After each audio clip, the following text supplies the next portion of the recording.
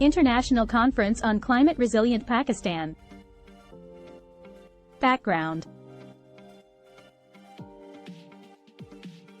Pakistan has long been considered one of the most vulnerable countries to climate change in the world. While Pakistan is one of the lowest contributors to climate change, it is one of the most impacted countries in the world.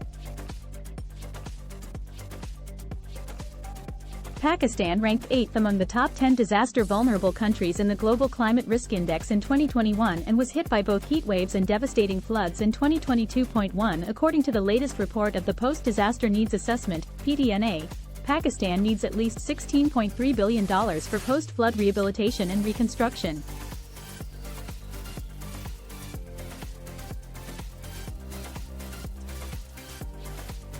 The PDNA report, released by the representatives of the government and the international development institutions, calculated the cost of floods at $30.1 billion minus $14.90 billion in damages and $15.2 billion in losses.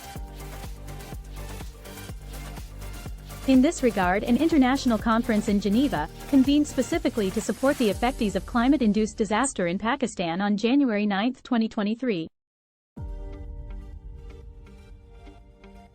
It was co-hosted by the Government of Pakistan, GOP, and the United Nations, UN. The conference brought together governments, leaders from the public and private sectors, and civil society to support the people and GOP to deal with the aftermath of the losses incurred due to floods. The objective of this conference was to present the Resilient Recovery, Rehabilitation, and Reconstruction Framework, which lays a multi-sectoral strategy for rehabilitation and reconstruction in climate-resilient and inclusive manner, and, secondly, to secure international support and forge long-term partnerships for building Pakistan's climate resilience and adaptation.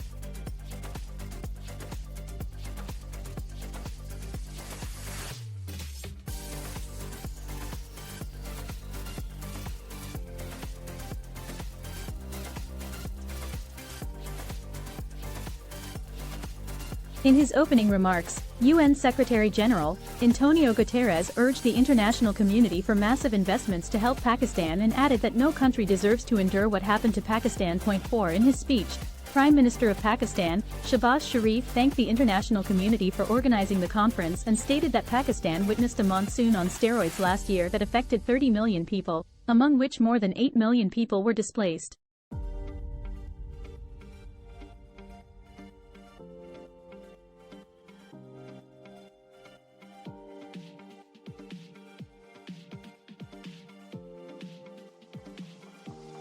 At the conference, the Prime Minister also launched the 4RF plan. Meanwhile, Foreign Minister of Pakistan, Bilawal Bhutto Zardari also expressed his gratitude to the entire international community, including the UN Secretary-General, for standing with Pakistan in its efforts to rebuild and rehabilitate the flood-affected areas, and added that Pakistan needs considerable support over the next several years from the international partners to ensure rehabilitation and reconstruction in the flood-hit areas.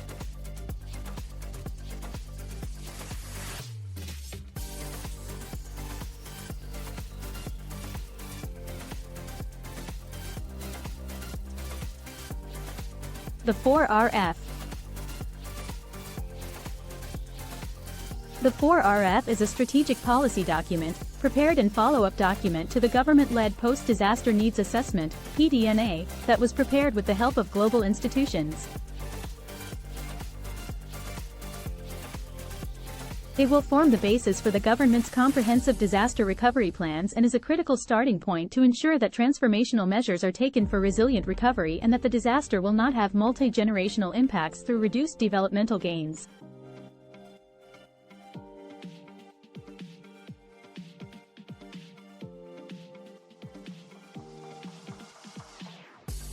The framework aims to be a foundation on which the country will build and strengthen long-term resilience to natural hazards and climate change.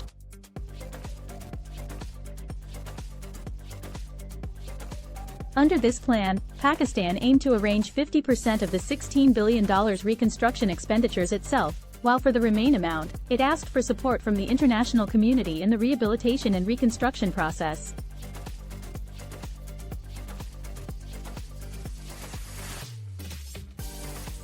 Outcomes of the conference. Filled Circle Pakistan was able to raise approximately $10 billion in the form of pledges from states and international financial institutions to support its flood recovery efforts. Filled Circle. The European Union expressed full solidarity and support for the Pakistan 4RF program in line with its Global Gateway strategy. Filled Circle. The conference marked the beginning of a structured process of support for Pakistan's recovery with broader long-term sustainable development in a resilient manner.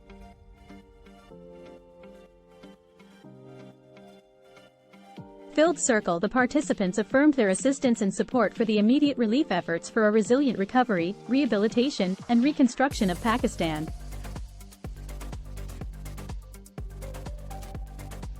Breakup of the pledges made by the countries, monetary bodies, and the international organizations.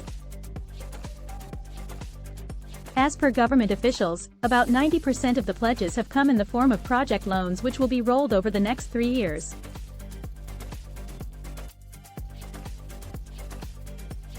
Action Plan. The conference outlined several action plans for structured process of support for Pakistan, some of which include developing detailed plans for specific recovery interventions based on the PDNA 4RF. Focus should be from the immediate to long term as the country transitions into sustainable reconstruction. The recovery process will be rooted in an inclusive whole of Pakistan approach by taking both local and international stakeholders on board. Development of a long-term resilience framework, which will guide building resilience and Pakistan's capacity to withstand future shocks. Facility will be established within Pakistan's Ministry of Finance with a dedicated fund to finance the professional development of viable projects. Effective monitoring and evaluation mechanisms will be put in place to ensure transparency in funding allocation and spending. Conclusion. Pakistan is extremely vulnerable to climate change and will continue to suffer the consequences in the future too. The country is already under financial distress and the recent floods added to its economic woes. The conference afforded an excellent opportunity to Pakistan to present its vision, priorities and action plans to the international community, which indeed demonstrated its support and solidarity for the people of Pakistan through high-level participation and generous pledges.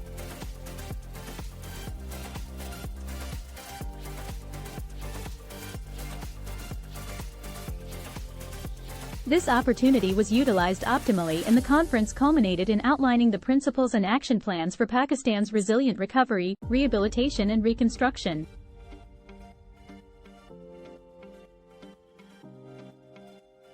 Going forward, it is important to keep working closely with international partners to sustain the momentum and follow up on the commitments made at the conference.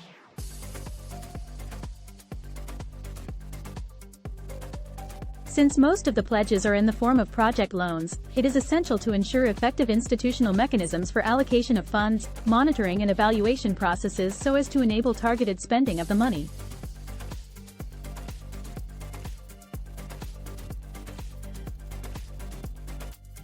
It is equally important that Pakistan continues pressing for fast operationalization of the Loss and Damage Fund as agreed at the COP27, an outcome of excellent climate diplomacy by Pakistan in its capacity as the chair of G77 in China.